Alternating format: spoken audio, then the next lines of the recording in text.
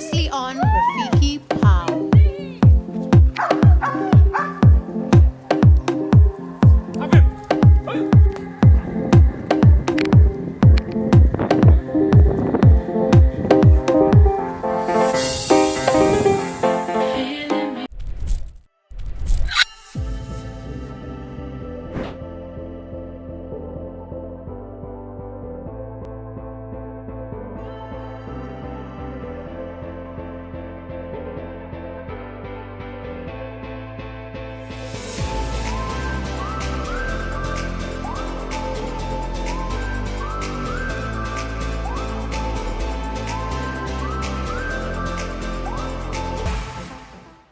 Hello my fellow pet lovers, welcome to yet another episode of Rafiki Paw. My name is Anita Waithera. I want to appreciate all of you who have been sharing my videos, who have been subscribing, who have been very active in the comment section. A big shout to all of you. A big shout out to all of you. Today we are at the Noble Vet Surgeons. We get to see the conditions that our poor friends go through. We get to see how they're treated. We get to see the care they're given. So let's tag along.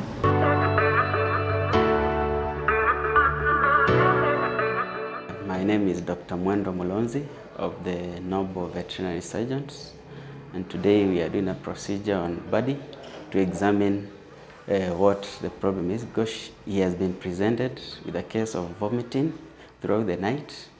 So we were called today morning to check on what the problem is. So here I have Max, and we are going to start. So the first thing is we are going to take the weight of Max. So doctor, come and help me.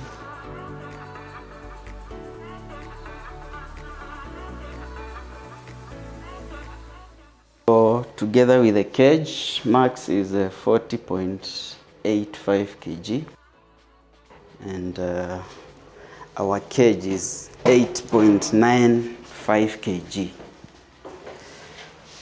So we do the calculation. It was 40.8, yeah? 40.8 minus 8.9. So Max is 32 kilograms in weight. So now we are going to take him to start the physical examination.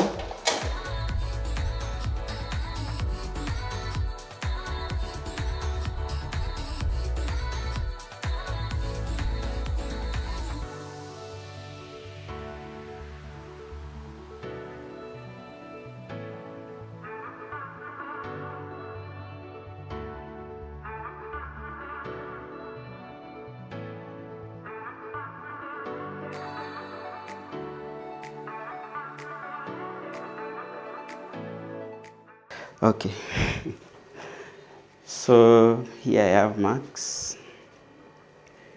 We are going to do a physical exam, and we start with we take in the heart rate.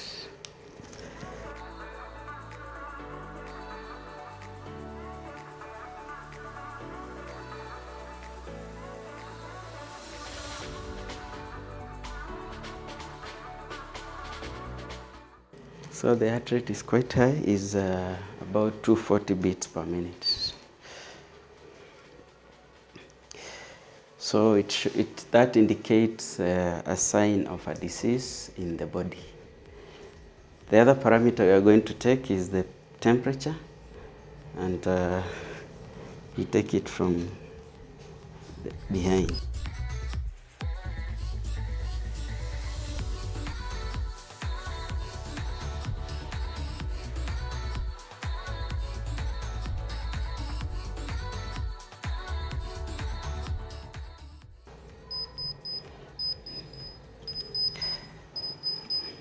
So the temperature is within normal range. It's 38.7 degrees centigrade.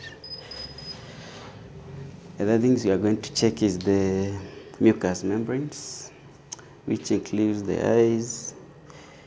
As you can see, he is quite dehydrated, slightly. We also look at the gums.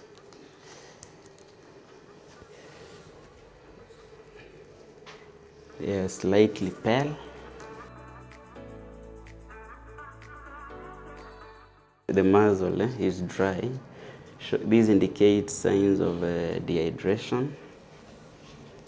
So in a healthy dog, we expect this to be very moist, this part. You look at the skin is tenting. The skin is tenting. This is also a sign of dehydration. A sign of dehydration. Looking at the lymph nodes, I'm trying to locate them. They are also swollen. These are called the submandibular lymph nodes. So we found a tick on the body. A brown tick. Which is engorged, meaning it has taken a blood meal. So generally the coat is rough. There's also more ticks here. Yeah? Can come and capture it. Brown tick. Yes.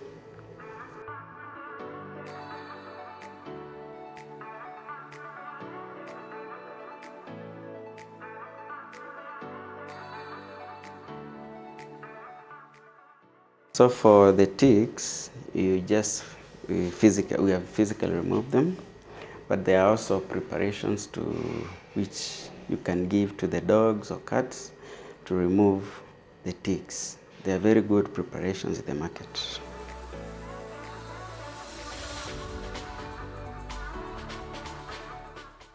So there is a sign of a skin condition. This most likely is a fungal infection, tentatively. And the scales, yeah. So for him, we have tentatively diagnosed parvoenteritis, considered in the vomiting, and also it could be a case of babesiosis, which is a disease caused by ticks. But for confirmation, we take blood samples and take to the lab to confirm the disease. So we have to prepare the site.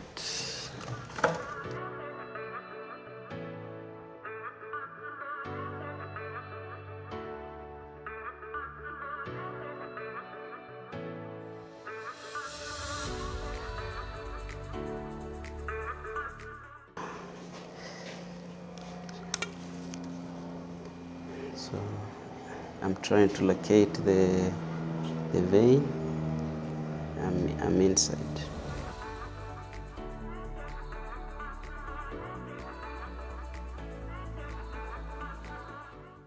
Yeah, so we are done with taking the samples.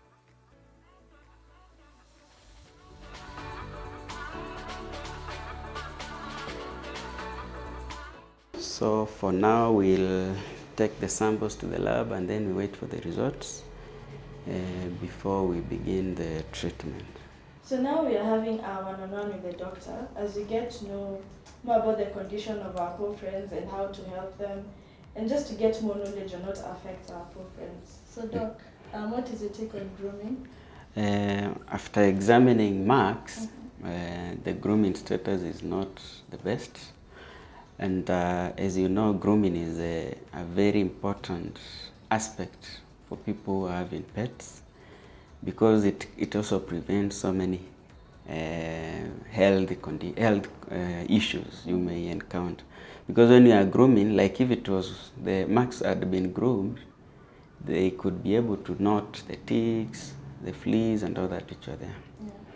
Yeah. So grooming is a very essential aspect of pet ownership, because it can prevent small problems from becoming bigger ones. Yeah, so for grooming, first there is a brushing. Yeah. The dogs and cats, they should be brushed at least frequently. Yeah. You can do it once a week. I prefer once a week myself, but now that should be done gently, not aggressively, so that you don't hurt your pet. There is also washing the dog, washing the pets. So bathing the pet is also important because you know pets are companion animals, and kids and yourself, you keep touching them, so they need to be given a bath frequently also. Cats and dogs need to be washed.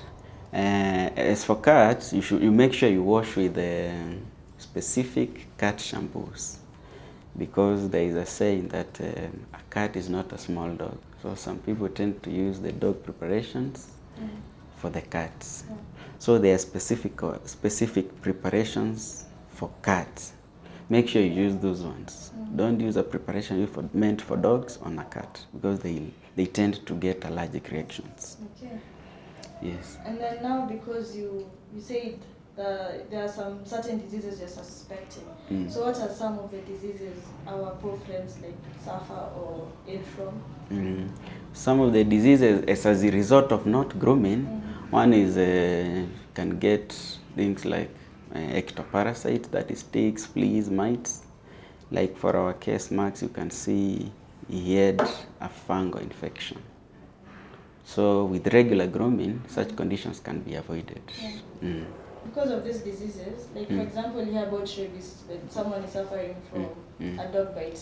What are the diseases that are transferred from the pets now to the human beings? There are several diseases which are very lethal when they are with the pets, and then you interact with them.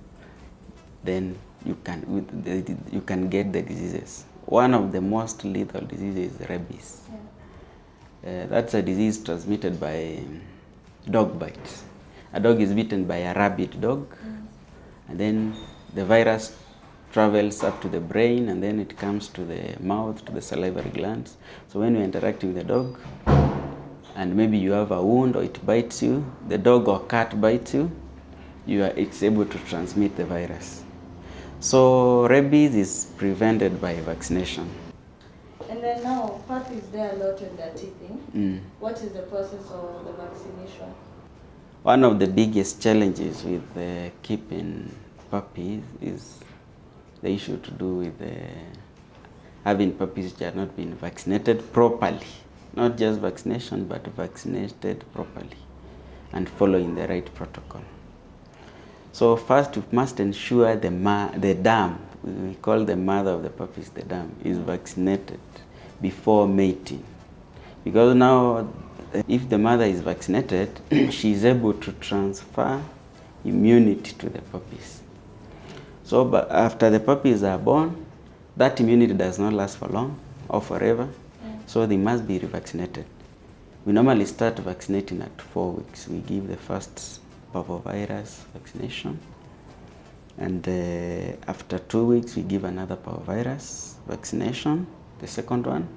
Then after 3 weeks we give DHLP vaccination, and then after another 3 weeks we give DHLP and anti-rabies vaccination. So the vaccinations are done together with deworming. Deworming is actually done every 2 weeks until they are 3 months.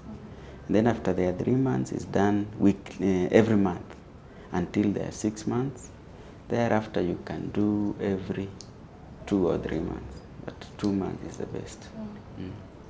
And then, it's not just like people have dogs as pets only. And the cats, do you have vaccination for cats? Oh, yes, we do have vaccination for cats. One of the most lethal diseases in cats is called cat flu vaccination. That's the common name. The scientific name is feline panleukopenia. So vaccination for cats starts at 6 weeks. We give cat flu. Then at 9 weeks, we give another cat flu. Then at 12 weeks, we give cat flu and rabies. Yeah, that is the protocol of vaccination. You also inject rabies on cats? Yes, they also receive anti-rabies injection. Wow. And the deworming is also every 2 weeks until they are 3 months. Wow. So apart from brushing and cleaning the paw friends, what are the other grooming processes?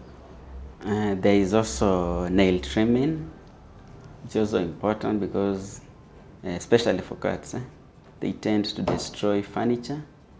and cat, and so nail trimming is important because they'll not be able to destroy those things.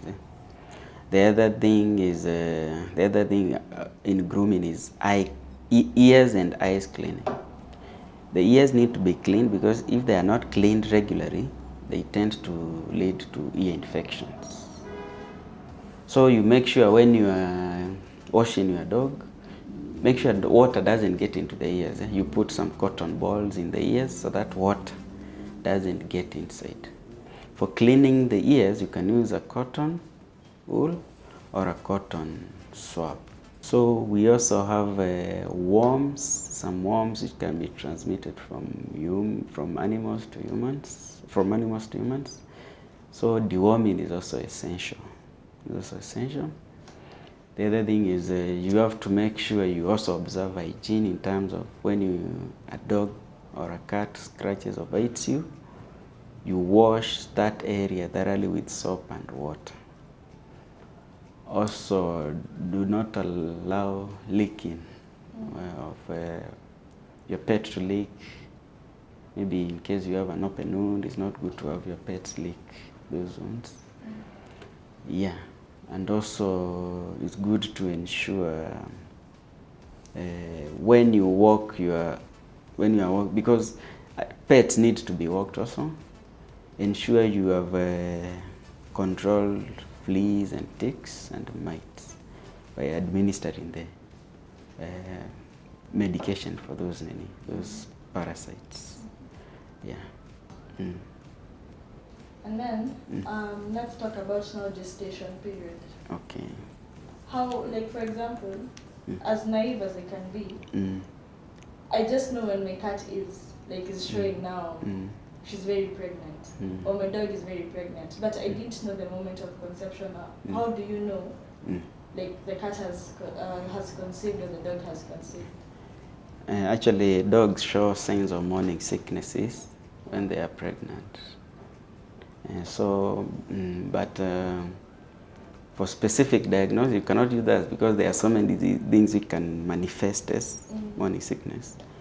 There are some tests like ultrasound which can be done to confirm whether the animal is pregnant, whether the dog or cat is pregnant.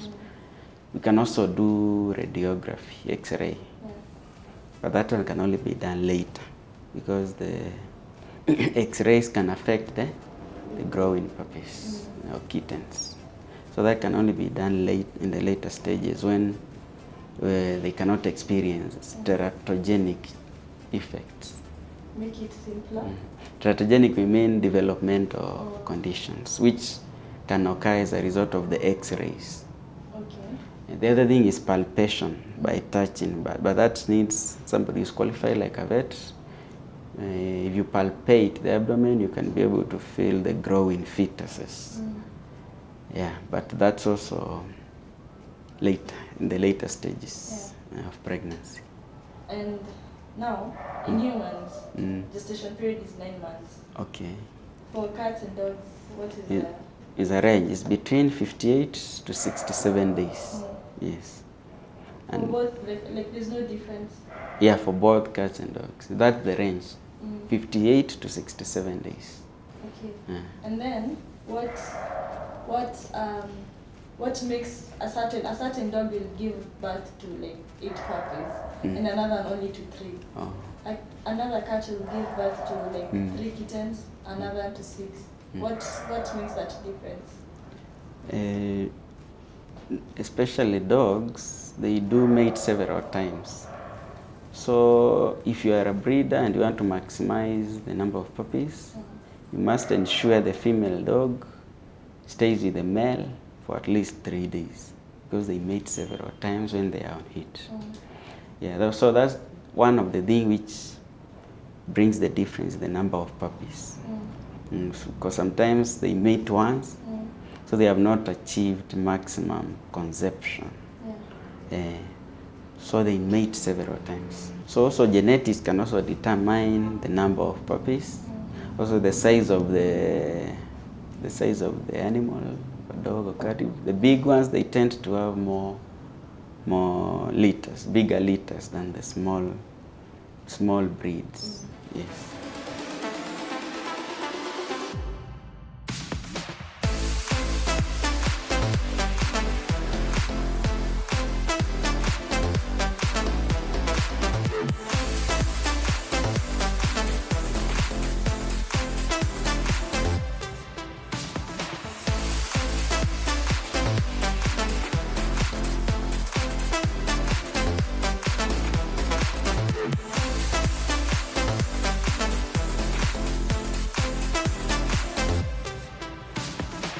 physical location, we are in South Sea, along 5-Star Road, house number 72. That's where you'll find us. On the internet, on Instagram, our page is called The Noble Veterinary Surgeons. On Twitter is The Noble Vets. And on Facebook, The Noble Veterinary Surgeons. Our official phone number is 0722 657719. That's all for today. Don't forget to like, share, subscribe, comment, and ring that notification bell. Until next time, guys. Bye.